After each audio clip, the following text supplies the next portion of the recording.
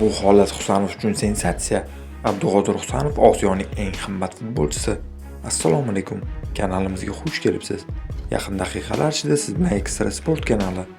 Videolarimizga like bosib, bizni qo'llab-quvvatlayotgan barchaga rahmat. Aynan sizni qo'llab-quvvatlashlaringiz tufayli biz ishlashda davom etamiz. Demak, bugungi dasturimizni boshladim. Bugungi dasturimiz homiysi sizlarga katta bonuslarni taklif qilmoqda. Ekstra Sport promoko'd bilan ro'yxatdan o'tsangiz 3 million so'mgacha bonusni qo'lga kiritasiz. Hozirroq kommentariyadagi havola orqali ro'yxatdan o'ting va o'z bonusingizni qo'lga kiriting. Nufuzli manba Transfer Market portali jahonning barcha futbol konfederatsiyalari bo'yicha futbolchilarning transfer qiymatlari ko'rsatilgan reytinglarni e'lon qildi. Unda har bir konfederatsiya bo'yicha eng qimmat o'yinchilar ko'rsatilgan. Reytingdagi yangilash yaqinda amalga oshirilgan bo'lib, jahon futbol bozoridagi joriy holatni aks ettiradi. Raqamlarni tushunish uchun konfederatsiya nima ekanini izohlash muhim. Futbol olami bir nechta mintaqalarga bo'lingan. Har bir mintaqada milliy federatsiyalarni birlashtiruvchi va musobaqalar o'tkazuvchi o'yin konfederatsiyalari mavjud. Osiyo futbol konfederatsiyasi.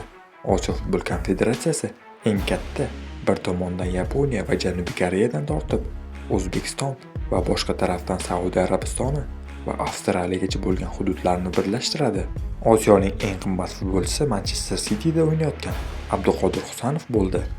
O'zbek futbolchisi 21 yoshda O'zbekiston milliy terma jamoasining asosiy markaziy himoyachi hisoblanadi. Husanovning bugungi kundagi transfer qiymati 35 million yevroni tashkil qilmoqda.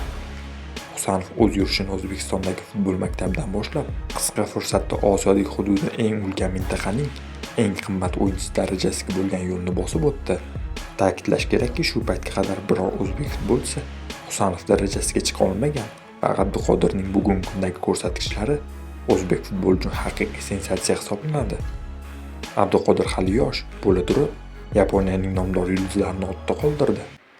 Xususan, Xitoyning eng qimmat o'yinchilari reytingida ikkinchi o'rinni egallagan 28 yoshli chap qanot hujumchisi Kaoru Mitoma 30 million yevroga baholangan va Angliyada to'p tepayotgan futbolchi tezlik va driblinglar bilan mashhur, kuchli uchlikka kiritilgan kunchiqar yurtning yana bir vakili 24 yoshli Takefusa Kubo o'ng qanot hujumchisi hisoblanadi.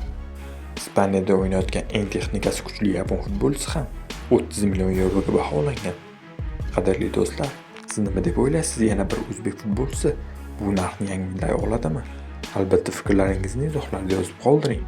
Videoga like bosib ketishni unutmang. Kelasi dasturlarda ko'rishguncha xayr, salomat bo'ling.